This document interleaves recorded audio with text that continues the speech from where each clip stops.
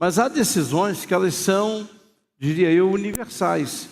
E essa aqui é uma, olha, a quinta diz: pare de viver reclamando e decida mudar o que é preciso. Irmãos, tem pessoas, eu estou nessa série de devocionais essa semana, que elas são especialistas em vitimismo. Elas conversam com você com a sensação de que o universo conspira contra ela. Ela vai para o gabinete, ela senta comigo lá, porque eu sou assim, porque o meu pai, eu sou assim porque a minha mãe, eu sou assim por causa do meu irmão. Irmãos, nós temos que entender que vitimismo é incompatível com a nossa natureza. Você é assim porque você decide-se. Aliás, tem algo que para mim é muito claro. Eu mereço a vida que eu tolero. Irmãos, se eu estou vivendo uma vida que eu não estou gostando, eu tenho que tomar uma decisão. Qual é a decisão? Não viver mais essa vida. Então você merece a vida que você tolera. Mas eu não aceito mais. Bom, não aceito, então muda. Tem gente que não muda, mas só vive reclamando. Se ela parar com você hoje, ela reclama. Se ela parar com você amanhã, ela reclama. Se você encontrá-la daqui a um mês, ela reclama. E tem algo nesse texto de João capítulo 9, que é justamente onde a gente vai ver, que nós temos que aprender o seguinte: Deus odeia a reclamação. Tem gente que reclama do sol, tem gente que reclama da lua, tem gente que reclama da família, tem gente que reclama do marido, tem gente que reclama da igreja, reclama do trabalho, reclama do calor. Se está chovendo, está reclamando que está chovendo. Se está calor, está reclamando do calor. Então, Deus odeia a reclamação. Nós temos que aprender a agradecer. Irmão, tem trabalho? Não é o que eu queria, mas está trabalhando? Agradeça. Tem família? Não é a melhor do mundo? Então, agradeça. Tem saúde? Tem saúde? Hoje mesmo recebi a ligação: ore pela vida do irmão Joaquim. Ele precisou ser internado novamente. Falei com ele: irmão Joaquim, me passa aí o hospital e o dia que eu vou tentar chegar para visitar o irmão. Tem saúde? Agradeça, meu irmão. Nós temos que aprender a importância da gratidão. Tem igreja? Tem, agradece. Mas se você conhecer uma igreja perfeita, pelo amor de Deus, não entra, porque você vai estragar a igreja. Você vai estragar a igreja. Não tem igreja perfeita, gente. Eu sou um crente já há alguns anos. E eu me lembro de uma experiência que eu vivi e que ela não controlou a minha vida, porque eu não sou vítima das experiências.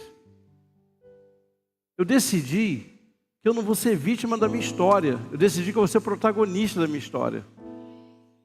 Mas quando eu terminei o noivado, que não era com aquela jovem, o pastor da igreja virou para mim e disse assim: irmão, o seu tempo aqui acabou. Eu queria entender até hoje o que é isso. Olhei para ele e falei: pastor, eu não sei nem para onde eu vou, mas eu vou. Mas eu vou lhe dizer uma coisa. Eu fui para a igreja terminei o meu seminário nela, e 2 anos, nem um ano, assim que eu terminei o seminário, 2 anos como seminarista, e assim que eu terminei o seminário, essa igreja foi o meu primeiro ministério. Eu fiquei lá 8 anos. Agora você imagina, se eu ficar assim: o pastor falou para eu sair da igreja, E é o que a gente vai ver aqui nessa história. Você vai perceber como é que a reclamação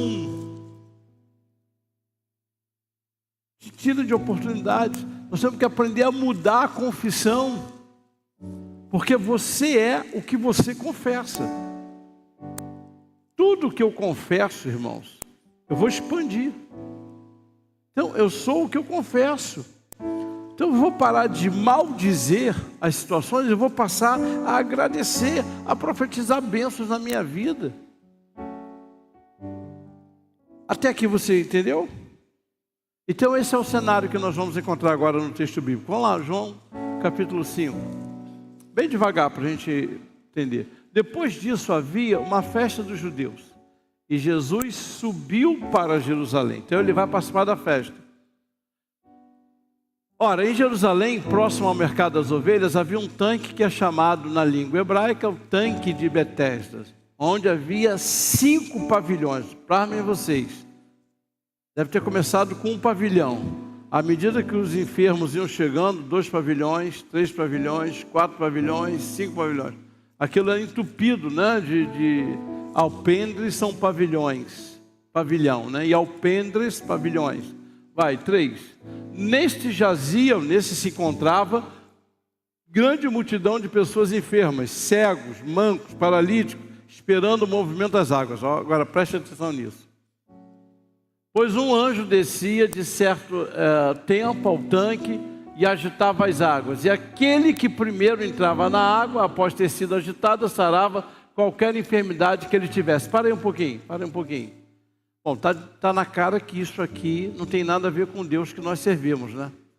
Porque o Deus que eu sirvo não promove competição. Olha, vai ser curado quem chegar primeiro. Vai ser curado o endinheirado. Vai ser curado o mais forte. Inclusive, nos textos mais antigos, isso aqui está entre colchetes, para mostrar que não é algo verdadeiro. Não faz sentido Deus curar desse jeito. Ele nunca curou, tá bom? Então vamos lá, 5. Não desse jeito, ele sempre cura. E ali estava um certo homem que tinha uma enfermidade de quantos anos? Então Jesus não era nem nascido, o cara já estava doente. 38 anos ele tinha essa enfermidade. E Jesus vendo este deitado, olha aqui, ó, Jesus vendo e sabendo, ele viu o homem deitado e ele sabia que esse homem estava ali há muito tempo. Olha a pergunta de Jesus. Você quer ficar curado? O que Jesus perguntou? Tu queres ficar são? Mas vamos traduzir isso para o português mais atualizado. Você quer ficar curado? O que Jesus perguntou? Você quer ficar curado? Esse é o tipo da pergunta que só cabe 2 respostas. Sim ou não? O melhor estilo Bispo Macedo. Sim ou não? Sim ou não? Só tem 2 respostas para essa pergunta. Sim ou não? Vamos ver qual foi a resposta que ele deu? O homem enfermo respondeu: Senhor, tem nada a ver com o que Jesus perguntou. Ele vai reclamar da injustiça. Olha aqui, ó. Senhor, não tenho homem algum, não tenho dinheiro para contratar alguém que fique comigo aqui noite e dia esperando. Homem algum que me coloque no tanque quando a água é agitada. Mas enquanto ele era paralítico, imagina então. À medida que eu vou tentar descer, desce outro, enquanto eu vou, desce outro antes de mim. Era sim ou não? Mas ele está tão acostumado com a reclamação que ele não consegue definir se ele quer ou não ser curado. Ele está reclamando porque alguém chega na frente dele. Jesus disse: levanta, toma o teu leito e anda. E imediatamente, irmãos,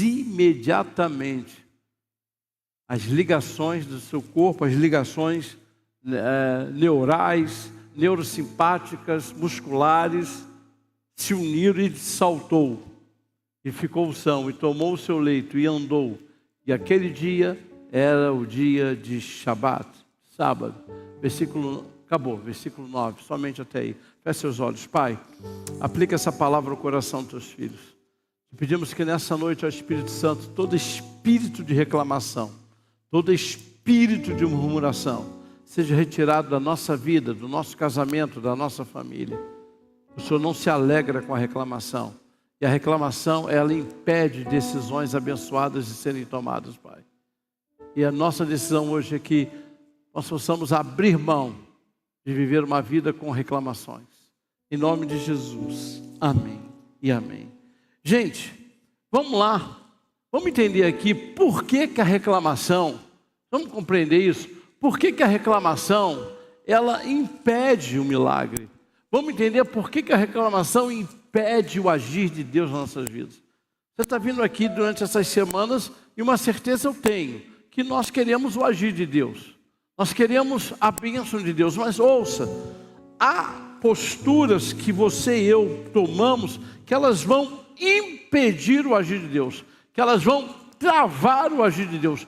E não é porque Ele queira fazer, não, Ele deseja fazer, mas Ele não pode, irmãos, criar situações que venham em contra aquilo que ele estabeleceu na palavra. Eu vou dar um exemplo aqui, né? Deus tirou Israel do Egito com a promessa que ia levar Israel para uma terra que manava leite e mel. Aí os caras passam 40 anos no deserto. Poxa vida, toda vez eles reclamavam, qualquer coisinha eles reclamavam. Poxa, Moisés, você tirou a gente do deserto para comer cebola. Poxa, Moisés, lá no deserto, lá no Egito a gente tinha comida melhor. Hoje nós somos enfastiados. As coisas eram assim, eles ficavam enfastiados com o maná. Deus mandava as codornas. Mas chegou uma hora que nem Deus aguentou. Porque tem um pecado, irmãos, que Deus se irritou. E o único pecado em toda a Bíblia que Deus contou foi o pecado da murmuração, da reclamação. Como é que o senhor sabe? Porque é a única vez em toda a Bíblia que Deus diz assim: Moisés, chega, por 10 vezes esse povo tem murmurado. Moisés, deixa eu passar para cá, senão o pessoal do vídeo, né? Por 10 vezes, Moisés, esse povo tem reclamado. Irmãos, Deus contou. Então eu vou te dar um conselho. Deus conta quantas vezes você fica reclamando. E aí Deus disse, para cada reclamação uma volta de deserto. Os caras passaram 40 anos dando volta em torno do Monte Seir. Até que depois de 38 anos, Deus disse, agora dobra a direita. O que isso tem a ver comigo e com você que está aqui hoje? Grava isso. O deserto que você passa tem o tamanho da tua língua. Se você ficar reclamando, toma-lhe volta. Toma-lhe volta. Toma-lhe volta. Então vigia. Vigia, opa. Vai reclamar? Eita. Aquela fumacinha azul vai aparecer no teu ombro, você e eu. Falei, ó, vai ter o tamanho da tua língua. E aqui a gente vê um belo exemplo. A Bíblia diz que Jesus viu e Jesus sabia da condição daquele homem. Então Jesus já chegou ali pronto para fazer o milagre. Só que aquele homem estava impregnado de reclamação. Olha ali, ó, primeira coisa, a reclamação nos conecta à dor e nos separa da promessa. Gente, ali estava um certo homem que tinha uma enfermidade há 38 anos. Jesus chega para ele, e irmãos, eu vou dizer uma coisa para você, apóstola, quando Jesus chegou naquele alpendre, foi um alvoroço. Ó, chegou o tal do Galileu que anda curando, chegou o homem aí que por onde passa, espíritos malignos têm que sair. Eu não creio, irmãos, que naquela altura, Jesus ainda continuava no anonimato. Eu creio que pelo contrário, onde Jesus chegava, pelo menos é o que a Bíblia nos mostra, as multidões afluíam para lá, as multidões corriam para ele, aí com 5 pavilhões, entupido de doente, coxo, cego, manco, Jesus vai na direção dele. Irmãos, ele não está sozinho, tem 12 seguranças com ele. Não é possível que o camarada, ele não é cego, ele é manco. Não é possível que ele, quem é esse homem que anda com 12 guarda-costas? Isso deve ser um manda-chuva daqui. Aí Jesus chega para ele, e mesmo que ele não soubesse, você quer ser curado, com 12 homens fazendo a escolta dele, esse cara deve ter dinheiro, ele vai pedir alguém aqui para ficar comigo. Quero. Sim, eu quero. Ah não, sabe por quê? A reclamação sempre vai te conectar à tua dor, e não à promessa. Se você é uma pessoa que reclama, você vai viver a vida toda conectado com a sua dor, e não com a promessa. Ei, virou a página. Você quer ser curado? Quero. Por isso que eu estou aqui há 38 anos. Eu não estou aqui há 38 anos para ficar frustrado. Eu não estou aqui há 38 anos para ver alguém chegar perto de mim. Eu não estou aqui há 38 anos celebrando a cura dos outros. Eu quero ser curado, mas não. Se você reclama, você vai ficar conectado com a sua dor. Você vai esquecer a promessa. Você vai esquecer que é filho de Deus. Você vai esquecer que Deus tem um propósito para você, que Deus tem um plano para a sua vida. Escute, e há algo terrível sobre a reclamação. É que ela é contagiosa. Se você conviver com uma pessoa que reclama, se prepare, porque vai ser uma questão de tempo você começar a reclamar. Ela contagia. Por quê? Porque ela te conecta à dor e não à promessa. Aquele homem, de repente alguém disse: rapaz, aquele ali é o Jesus, o que tem ele? Esse homem, por onde passa, ele cura, meu irmão. Ele é o bam, bam, bam. Jesus chega para ele e diz assim: você quer ser curado, meu filho? Ele diz: quem sou eu? Tem sempre alguém que chega na minha frente, tem sempre alguém com mais grana, que contratou aí os seguranças para ficar. Então nessa noite, cuidado para que você não saia daqui conectado com a sua dor. Se é para sair conectado a alguma coisa, sai conectado à promessa. Porque a Bíblia diz que aquele que te fez a promessa, ele é fiel para cumprir. Para de ficar conectado com a dor. Meu Deus, por que eu estou passando por isso? Não sei, Senhor, mas uma coisa eu sei: eu vou viver os melhores dias da minha vida. Eu vou viver a promessa do Senhor. Senhor, eu não sei porque eu estou chorando hoje, mas eu sei que para o Senhor o choro não dura para sempre. Aliás, o salmista diz, Salmo 32, o choro pode durar uma noite, mas a alegria vem pela manhã. Então eu me conecto à alegria. Eu não faço conexão com a dor.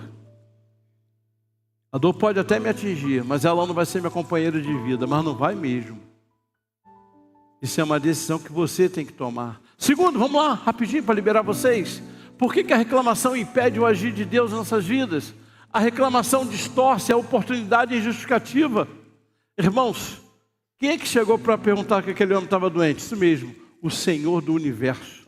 O Deus que criou todas as coisas, o Deus encarnado, aquele que tinha o sim e o amém, o querer e o efetuar, aquele que tinha o poder para curar. Jesus chega e diz assim: você quer ser curado? Olha o tamanho dessa oportunidade. Aquele lugar entupido de doentes, Jesus podia procurar um cego, Jesus podia procurar um surdo, Jesus podia procurar um endemoniado. Olha a oportunidade desse homem, gente. Você quer ser curado? Pois eu quero dizer, quem vive reclamando troca oportunidade por justificativa. Olha o que ele diz: Senhor, eu não tenho um homem algum que me coloque dentro do tanque. Ele trocou a oportunidade por justificativa. Nessa noite Deus está dizendo: o que você veio fazer aqui? Veio ficar se lamentando com as suas situações? Ou você veio aqui dizer: eu creio no Senhor, eu creio que tudo podes, eu creio que o Senhor tem poder para curar, para libertar, para salvar, eu creio. Ou você está aí sentado e está assim: eu acho que Deus está fazendo isso comigo porque Ele está me punindo. Eu acho que Deus está fazendo isso comigo porque Ele não gosta de mim. Você está percebendo o que está acontecendo? Você está querendo encontrar justificativa por uma situação que você está vivendo e está perdendo a oportunidade. Irmãos, a Bíblia está cheia de gente que soube aproveitar a oportunidade. Tem um cego, eu vou conhecer Bartimeu. Vocês viram quem é Bartimeu aí? Você sabe quem é? Olha, aquele cara que está enxergando lá na ponta. Falar: meu irmão, você é o cara. Irmãos, foi a última vez que Jesus passou por Cafarnaum. O cara é cego, está ali, cego. Só dá umas molinhas para o cego. Dá umas molinhas para o cego. Alguém diz assim: Jesus está passando aí.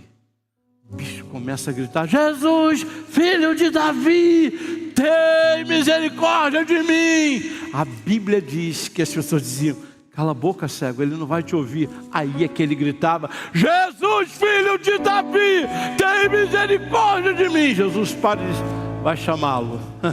Vai chamá-lo. Vamos ver se ele tem a oportunidade ou a justificativa na boca. Vai chamá-lo. Irmãos, alguém volta lá e disse: ei cego, tu é sortudo mesmo, hein? Uma versão mais do complexo alemão. Bicho, ele te chamou para uma resenha. A Bíblia diz que ele jogou fora a capa. Ele disse: eu não vou me encontrar com ele para voltar para a vida de cego. Percebam? Aí ele chega perto de Jesus, que alguém leva, né? Jesus faz a mesma pergunta que fez para esse cara: o que queres que eu te faça? Para pensar. Está ali, cego. Ele disse: que eu volte a ver. Então de nascença ele não era. Um dia ele enxergou. Porque ninguém volta a ver se nasceu cego. Ele disse que eu volte a ver. O que ele fez? Ele pegou a oportunidade e transformou ela em milagre. Aí você vem na casa de Deus e pega a oportunidade e transforma em justificativa. Ah, Senhor, eu sou assim por causa disso. Ah, eu acho que eu estou passando por isso. Eu acho que o Senhor está pesando a mão. Tem crente que só pensa nisso. Ah, Deus está pesando a mão. Ah, Deus está me punindo. Ah, Deus está isso. Aliás, essa foi a crise de Jó. Porque os amigos de Jó, quando vieram consolado, passaram 7 dias em silêncio. Foi a melhor coisa do mundo. Jó chorava. Quando os caras abriram a boca, eles trouxeram uma teologia chamada teologia retributiva. Ou seja, você fez coisa errada, Deus pesa a mão. Se você fizer a coisa certa, você é abençoado. Irmãos, tem gente aqui que está passando por luta e não tem nada a ver com coisa errada. É Deus mudando você de nível. É Deus te amadurecendo. É Deus fazendo você crescer. Porque se a gente parar para pensar com uma cabeça de alguns, meu Deus, a apóstola Marilene morreu. O que ela fez de errado? Meu Deus, o pastor Edilson morreu. O que ele fez de errado? Que isso, irmãos? Que teologia maluca é essa? E se vamos entender algo aqui, pare de transformar a oportunidade em justificativa. Eu não sei por que eu estou passando por isso, mas me ensina. O que o Senhor quer me ensinar com essa situação? O que o Senhor quer que eu... Essa é a pergunta. Deus não tem que ficar te dando satisfação por que você está vivendo. Porque você imagina... Eu vou dar um exemplo aqui prático. Vocês são novinhos, não pegaram isso, mas não pegaram mesmo. Eu só vejo gente nova aqui. Mas eu sou de um tempo que quando eu queria as coisas, eu ia lá no meu pai e dizia, pai, eu queria isso, isso, isso. Meu pai dizia, meu filho, não. Eu dizia, mas por que, pai? E meu pai, com uma pedagogia, com uma psicologia, dizia, por que não? E acabou. Se você insistir, eu vou ter que te bater. Irmãos, que palavra confortadora meu pai me dava. Era aquela coisa que, sabe, mexia no meu íntimo. Alguém teve um pai assim, que quando falava não, você perguntava por que não? Hein? Alguém teve isso? Levanta a mão assim. Falei, só a turma da antiga. Não, e por que meu pai não tinha que me dar satisfação? Porque ele era o meu pai. Então, no dia que Deus ficar te dando muita satisfação do que ele faz ou deixa de fazer, para pensar quem é o Senhor dessa relação. Eu sou funcionário de uma empresa, eu pergunto por que meu patrão chegou tarde. Tem cabimento isso? Eu estava aqui trabalhando quando sou pastor, era 10 horas. Eu entrei às 8. O senhor pode me explicar porque eu chego às 10? Faz sentido isso para vocês? Faz. Mas a gente quer isso com Deus. Deus, por que eu estou passando por isso? Irmãos, tem hora que Deus vai ficar em silêncio. Deus, por que eu estou passando por isso? Deus, por que isso está acontecendo? Se você quer, a explicação bíblica é que todas as coisas cooperam para o bem daqueles que amam a Deus. Os que amam a Deus. E se você não amar, realmente você não vai ter capacidade de entender. Então tem que amar. Porque é no amor que eu confio. É no amor que eu acabo obedecendo. Então, gente, olha ali, ó, cuidado, não distorce a oportunidade justificativa. Você não veio aqui hoje? O que você veio pedir a tua vitória? Veio pedir a tua bênção, é isso? Então aproveita. Enquanto entre uma palavra e outra, entre uma respiração e outra, Senhor, me dá a minha vitória. Senhor, me dá a minha vitória. Não tem aquela canção? Aliás, hoje o meu milagre vai chegar. Aí no final assim, me dá a vitória. Fica umas 20 vezes repetindo essa música. Nessa hora, me dá a vitória. Eu gosto dessa repetição, nessa hora, me dá a vitória. Pelo menos eu vou para casa com alguma coisa na cabeça. Me dá a vitória nessa hora. Vamos lá, para liberar vocês. Por que a reclamação impede o agir de Deus nas nossas vidas? A reclamação terceiriza a nossa responsabilidade de buscar o milagre. Jesus está ali, meu filho, você quer ser curado? Ele terceiriza a responsabilidade de buscar o milagre. Quem sou eu? Não tem um homem que me ajude. Jesus não perguntou isso. Jesus não perguntou assim, olha, eu estou com 12 guardas-costas aqui, você quer 2 aí para te ajudar? Jesus disse, não. Você quer o milagre? Então nessa noite, busca o milagre que você precisa. Não terceiriza. É bom que alguém ore por você, é bom, né? Quando a gente passa por uma luta, pô, irmão, ora por mim. Pô, irmão, ora por mim. Mas sabe de uma coisa? Deus está esperando é a tua oração.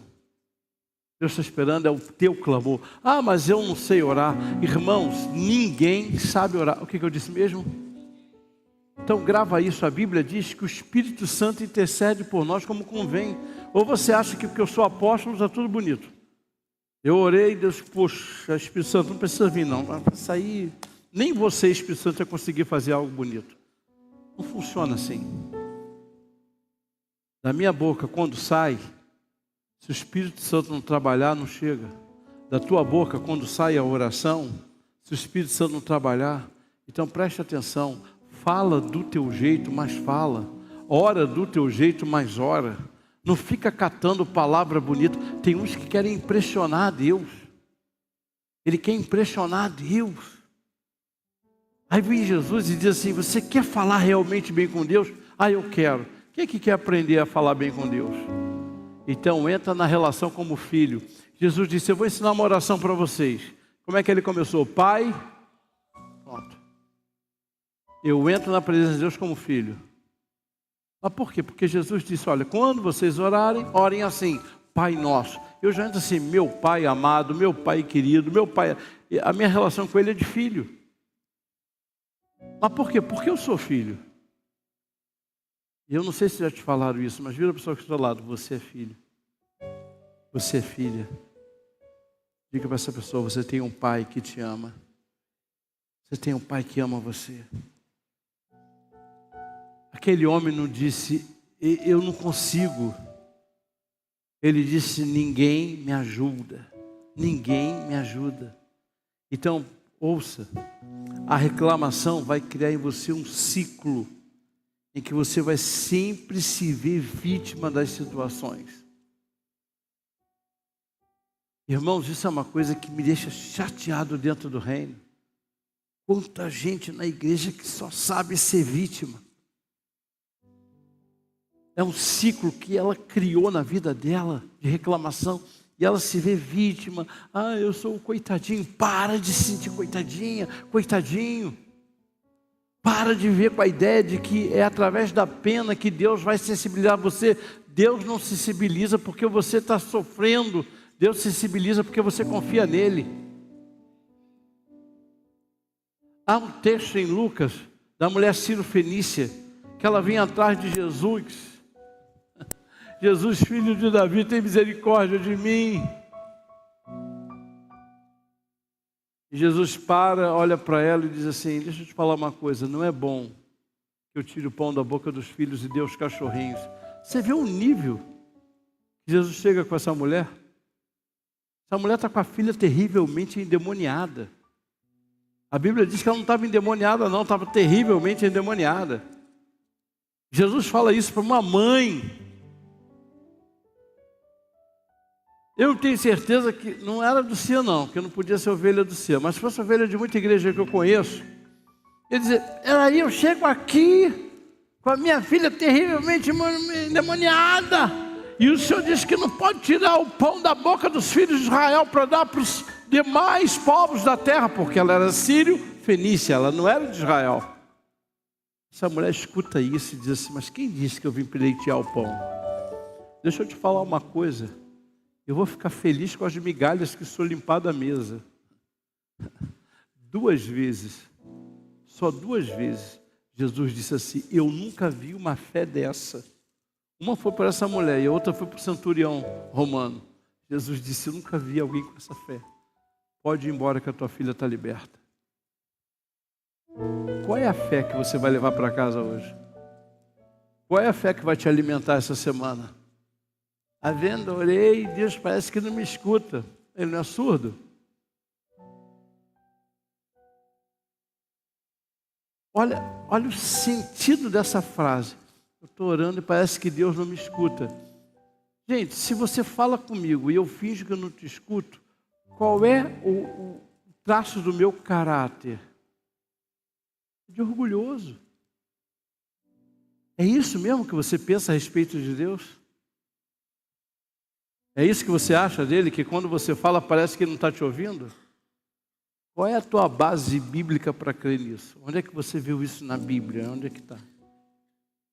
Porque se você achar, me mostra, por favor. Porque eu vou abandonar o ministério. Eu não vou servir a um Deus que me ensina uma coisa e vive outra. Não, o Deus que eu sirvo não faz isso. Vamos lá? Como alcançar uma vida sem reclamação para viver um 2026 abençoado? Primeira coisa, está ali, ó.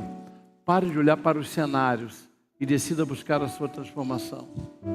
Irmãos, o texto diz que Jesus vendo este deitado e sabendo que nele estava. Olha que coisa preciosa. Deus está te vendo e Deus sabe o que você está passando aqui. Eu não sei. Se eu não perguntar, eu não sei. Mas há alguém que está aqui nessa noite dizendo, eu estou vendo você. E eu sei do teu estado. Então é aquilo ali, ó, pare de olhar para os cenários. Pare de olhar para aquilo que fica alimentando a tua alma e coloca mais medo, mais pavor, mais ansiedade. Pare de ficar olhando para os cenários. A Bíblia diz que Jesus chega perto daquele homem, ele não gritou, não, ei, ô, você aí! Ele chega perto e diz assim, você quer ficar curado? Aí ele olhou para os cenários, não, como eu vou ficar curado? Aquele cara ali, tem um cara ali guardando ele, aquele outro ali quase que alcançou, aquele lá, pare de olhar para os cenários. Essa noite Deus te trouxe aqui para o que você quer? O que você precisa? O que você veio aqui? Você veio aqui para buscar o quê? O que você vai levar para casa? O cenário que você trouxe até aqui ou a certeza que eu estou no controle da situação? Qual é o cenário que você vai levar? Isso não tem nada a ver comigo. Isso não tem nada a ver com o pessoal que está adorando. Isso tem a ver com você. Qual é o cenário? Jesus disse, se você quer ser curado, ele ao invés de olhar para o cenário da cura, ele olha para os cenários que estão ao redor. Não, não dá. Você está vendo aquele poço lá? Tem um anjo que de quando em quando, e ele não avisa quando, vem, ele sacode a água. O primeiro que chega, que entra, o cara passou 38 anos, pelo menos se ele estivesse ali 38 anos olhando para o poço. Ele tinha uma certeza, que ele não ia chegar, mas alguém sempre chegava. E você vai voltar para casa olhando para que cenário? Que você anda ouvindo? É isso que está alimentando a sua vida de oração ou o teu desespero? O que você anda vendo está aumentando o que em você? A fé ou o medo? O que você anda enxergando está aumentando o que em você? A certeza que Deus está no controle ou que você está dependendo dos homens? Bem, é isso que acontece. E deixa eu te dizer uma coisa, com você e comigo. Eu tenho que decidir para onde eu vou olhar. Não tem ninguém aqui isento disso. Eu tenho que decidir. Na verdade, vai olhar para quê? Qual é o cenário que está te mexendo? Pare para pensar no cenário que você anda olhando. É isso que tem alimentado a sua fé? É isso que tem feito você orar? É isso que tem feito você buscar? Ou isso tem desanimado você? Esse é o problema ali, ó. Jesus vendo e sabendo, diga assim comigo, Senhor, o Senhor sabe o que eu estou passando. Então eu vim buscar aquilo que só o Senhor pode me dar. Só o Senhor. O Senhor sabe o que eu estou vivendo. O Senhor sabe o que eu estou enfrentando. E eu estou aqui para te pedir, me abençoa, Senhor. Agora tem algo interessante, porque você imagina, aquele lugar começou com um pavilhão, 2, 3, 4, 5. O que fez tanta gente se concentrar num único lugar?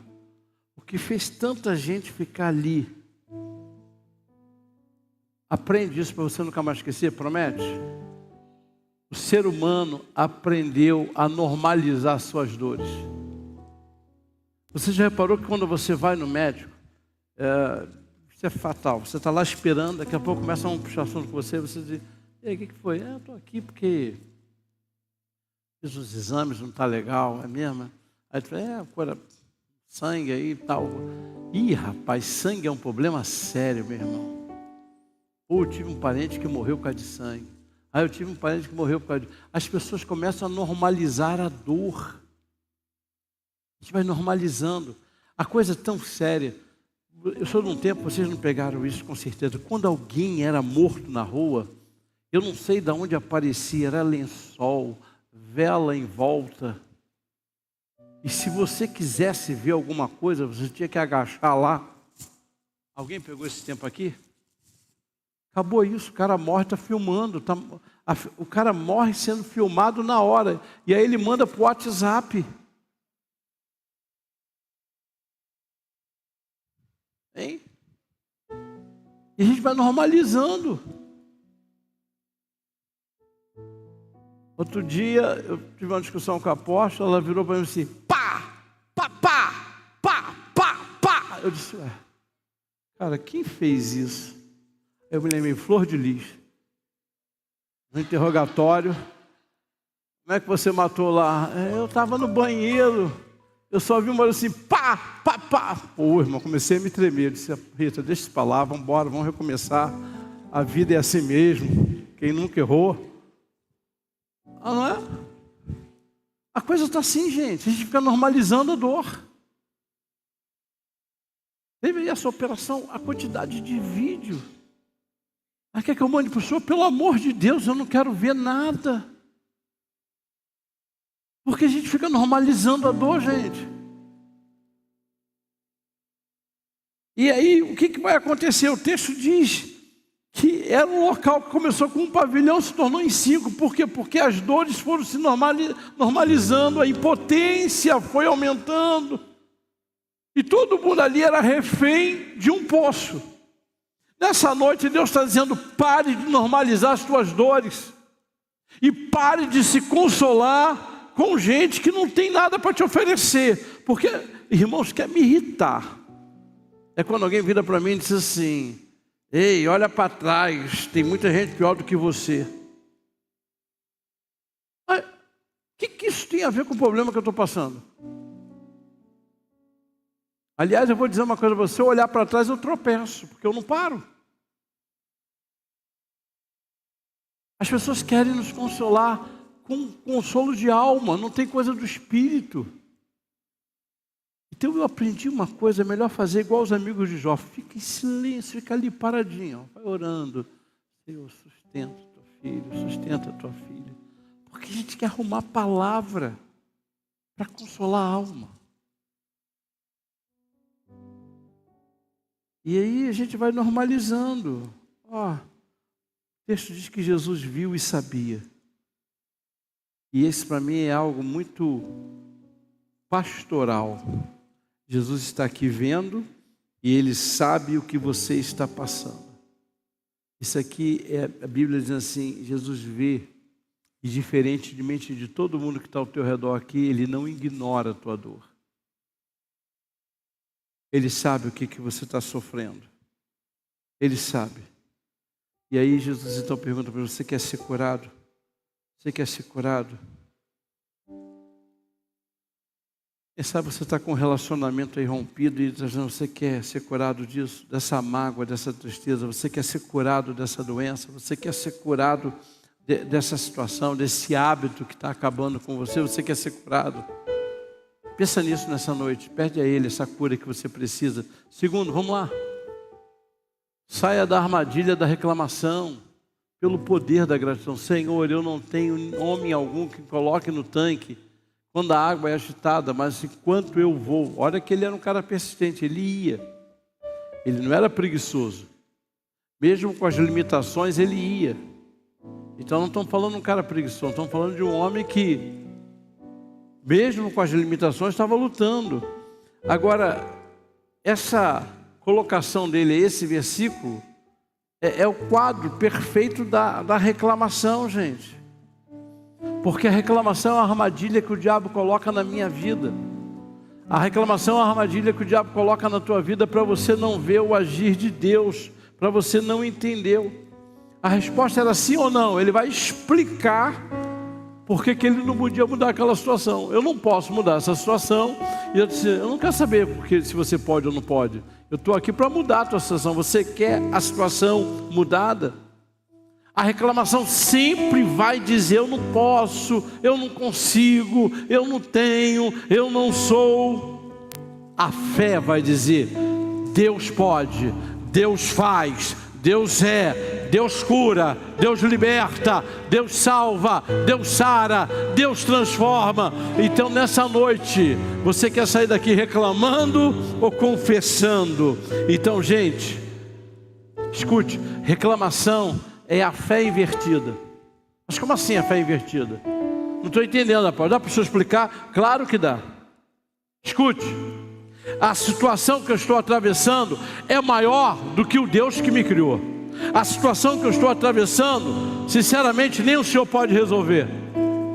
Tem alguém que chega na minha frente, eu estou diante do homem que criou todo o universo, mas quando eu reclamo, eu estou dizendo: nem o Senhor pode mudar a minha situação. É isso que a reclamação é, uma fé invertida. Então pare de reclamar e comece a louvar e adorar e exaltar e glorificar. A cura para a reclamação não é o silêncio. A cura para a reclamação é a gratidão. O apóstolo Paulo, põe para mim aí, por favor, 2 Tessalonicenses, 1 Tessalonicenses 5,18.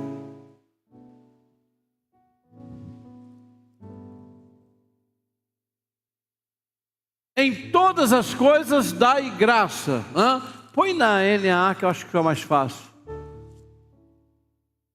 Em tudo, porque esta é a vontade de Deus para vocês em Cristo Jesus. Preste atenção aqui. Paulo está mandando você dar graça por tudo? Sim ou não? Não. Não. Não. Por tudo não, imagina. Você está desempregado, obrigado, Senhor, porque eu estou desempregado. Ah, meu Deus, que esse desemprego dure pelo menos uns 20 anos.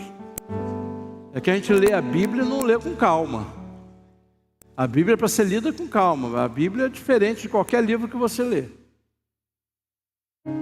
O que a Bíblia está dizendo é em tudo e não por tudo. O que é em tudo? Irmãos, eu estou passando por uma situação adversa da minha vida. Por que eu vou agradecer? Porque é nessa situação que eu vou ver o cuidado de Deus. Eu estou passando por um deserto na minha vida. Vou agradecer pelo deserto? Sim ou não? Para ficar bonito na internet. Vocês viram? Você que está passando de casa? Perguntei para ele se a gente vai ficar agradecendo por causa do deserto. Não. Eu não agradeço por causa do deserto. Mas agradeço porque até no deserto Deus me sustenta. Irmãos, as maiores presenças de Deus na minha vida não foi quando tudo estava bem. Para ser sincero, quando tudo estava bem na minha vida, quase não lembrava de Deus.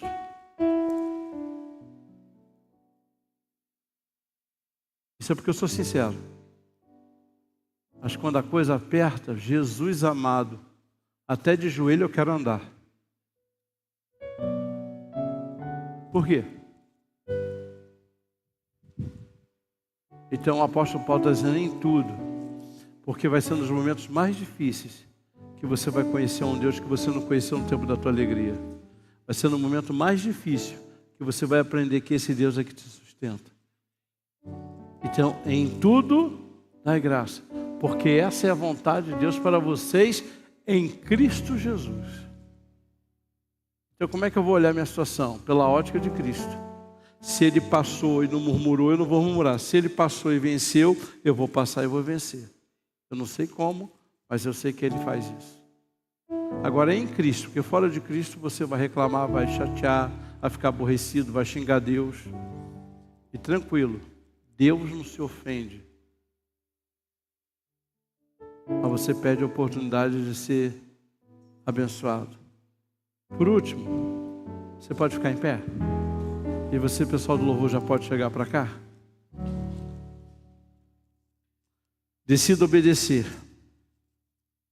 A obediência rompe o ciclo que Obrigado. A obediência rompe o ciclo que a reclamação construiu. Jesus disse: levanta-te, toma o teu leito e anda. Gente, 3 ordens. Primeiro, levanta-te, toma o teu leito e anda. Nenhuma das ordens de Jesus foi passiva. Todas elas foram ordens ativas. Jesus não disse, fica aí que logo, logo vai aparecer alguém para te ajudar. Espera mais um pouco que a tua senha vai ser chamada daqui a pouco. Então preste atenção, levanta, toma o teu leito e... Vamos ver se vocês gravaram.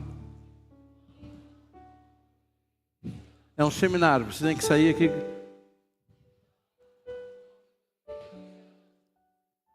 Assuma a responsabilidade que te pertence. Jesus está com discípulos, não está? Pedro, vai ali, pega ele pela mão. João, você que é mais novo, ajuda ele a levantar. Você não vê, apóstolo, Jesus dizendo assim, tadinho, vamos lá dar uma força para ele. Jesus, ei, levanta, levanta. Detalhe, não deixa o leito não, pega o leito. E faz o quê? É aquilo ali, ó. Você não pode receber uma bênção que você se exime de responsabilidade. Levanta, eu estou te capacitando. Toma o teu leito. Pega o teu passado, não deixa rastro. E anda. Vai para a vida que eu vim te trazer hoje, aqui. Tem situações que são ligadas ao nosso controle. E tem situações que estão ligadas ao controle de Deus. Levantar era uma responsabilidade dele. Pegar o leito era uma responsabilidade dele. E andar era uma responsabilidade dele. Levanta. Agora deixa eu fazer uma pergunta. Aquele homem está 38 anos sem andar, meu irmão. Porque quando Jesus disse levanta, ele disse, pô, não dá. Eu não consigo. 38 anos. É que ele entendeu que não era hora de reclamar, era hora de obedecer. Então escuta isso para você levar para casa esse ensino. Deus não responde a nossa reclamação. Deus responde a nossa fé.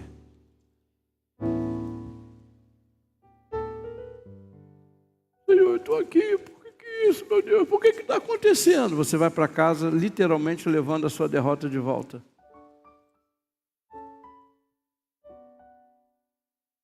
Jesus perguntou, a primeira vez que Jesus perguntou, você quer ficar curado? Era para ser sim ou não? Ele respondeu com uma reclamação. Jesus disse, levanta. Ele agora respondeu com a fé. Ele agora respondeu com a obediência. E você vai sair daqui respondendo a que voz? A que voz? Ele respondeu a palavra. É isso que a palavra diz? Então é isso que eu me apego. É isso que ele mandou? Levanta, então eu levanto, porque a palavra mandou eu levantar, eu vou levantar. E você, que resposta você vai dar à palavra de Deus hoje? Qual é a resposta que você está programando para dar? Então, a reclamação sempre vai te manter focado no problema. Mas a fé, meu irmão, e a obediência vai ativar o poder de Deus na sua vida.